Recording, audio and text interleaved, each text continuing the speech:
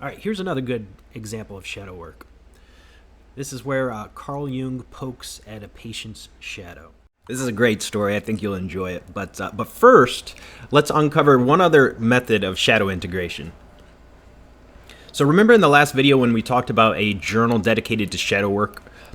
Let's dig a little deeper into the specifics of that method. Deliberate awareness.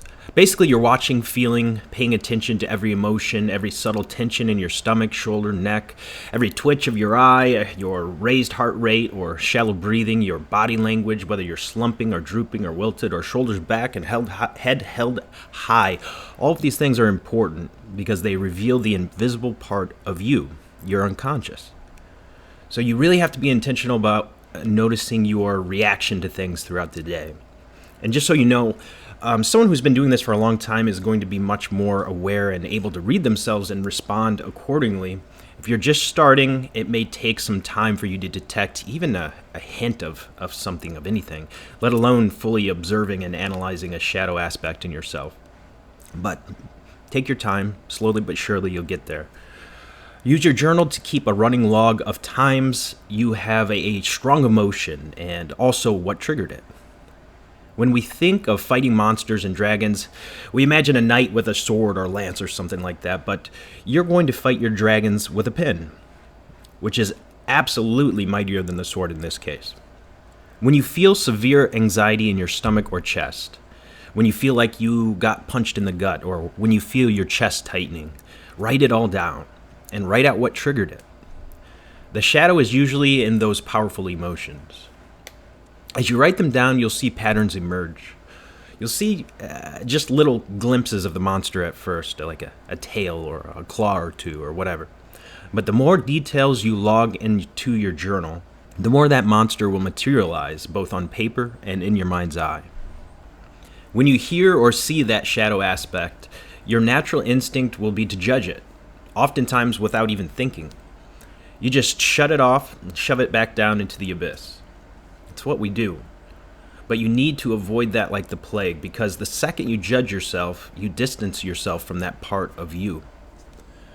That brings your integration to an abrupt halt, and basically you just move on, nothing risked and nothing gained. So when you notice a strong reaction in yourself, and even subtle ones that seem meaningful, force yourself to analyze it, chew on it for a bit, write it out, and think about the other times this happened. When you identify a shadow aspect, you can now work on integrating it. Here's an example. Let's say you were told not to talk back during childhood and to always obey authority figures, which isn't necessarily bad, but let's say your parents went a little too far with it, and now you have trouble standing up for yourself as an adult. That excess of respect, let's say, or basically it repressed your assertiveness, which was always discouraged. It pushed it deep into your shadow. It may come out in a violent or overly aggressive manner when you least expect it, because that monster has been growing and festering in your unconscious over time, building up every time someone bullies you or bosses you around or forces you into something you don't want to do, and you do nothing about it. You may project this shadow aspect onto others, finding yourself violently despising people with no backbone or overly submissive people without realizing that's actually your problem and you despise that part of you. Knowing that is powerful because now you can focus on learning how to be more assertive when necessary, how to speak the truth, how to develop a backbone. When you stop hiding those shadowy parts of you from yourself, you'll start to not only see yourself more fully, but you'll start taking actions to correct those imbalances as well. As you become more assertive when you need to, that shadow aspect will become a balanced, more integrated part of your mind that serves you, serves your higher self, let's say, instead of sabotaging it. All right, here's another example of the shadow and shadow work. Carl Jung poking at his patient's shadow. I felt that Jung should tell me what I should do, whether I should write a book, whether I should get a divorce, what I should do. And he wouldn't. And so I got mad at him. And I said, "Why is everybody so mean to me?" And he said, "Why are you so mean to everybody?" So I stormed out. And you got what I said there. I said to him, "Why is everybody so mean to me?" And he said, "Why are you so mean to everybody?" That was the trigger point. I was gone for a year. And I wrote him, I don't know. Every now and then I'd sit down at the typewriter and write him what a son of a bitch I thought he was. And how when I first got to Europe, everyone thought he was a charlatan. I thought he was too. And I didn't, he was the most conceited, vain man. And I really had a great time. And you sent all these letters? Sent the letters, of course I did. And I thought, I hope he drops dead of a stroke. And I felt very good. I just felt fine. When I can get mad, I can lose 5 pounds just by getting mad. It's just the adrenaline goes, and I just think, it's the opposite of poor little me. And I don't care. They let the world go and stuff it up. I don't care what happens to them.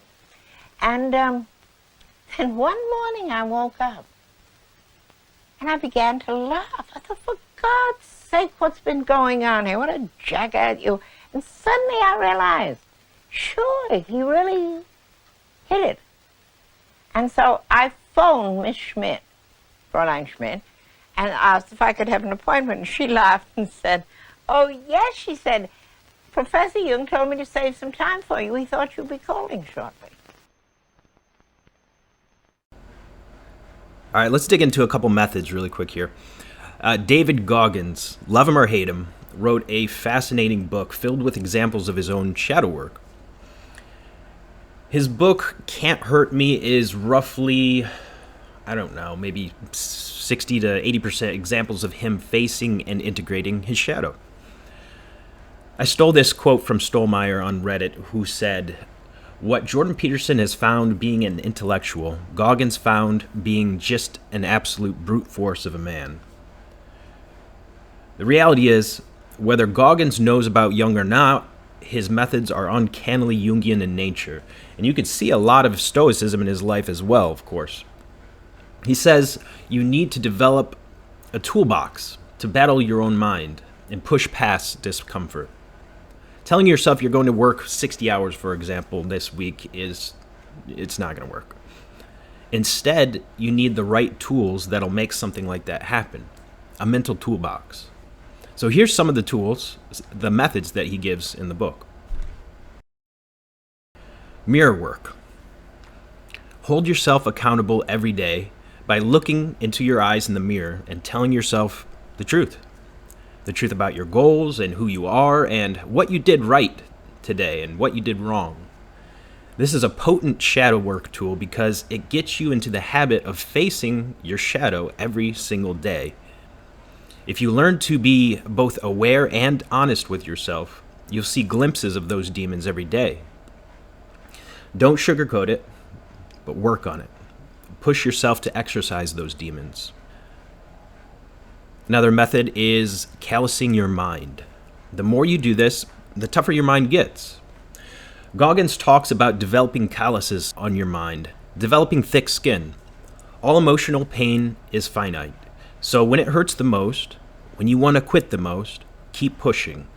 Because that's when you're making the most progress. That's how those calluses get the hardest, the strongest, the toughest. He said, you have to build calluses on your brain just like how you build calluses on your hands. Callous your mind through pain and suffering. Slowly but surely, as you speak the truth about who you are in the mirror, confront those inner monsters, do what scares you, what makes you uncomfortable, and push yourself mentally each and every single day, you will increase your pain threshold. Life is suffering, so embrace it. At the other end of suffering, there's peace and fulfillment. Goggins says, pain unlocks a secret doorway in the mind, one that leads to both peak performance and beautiful silence.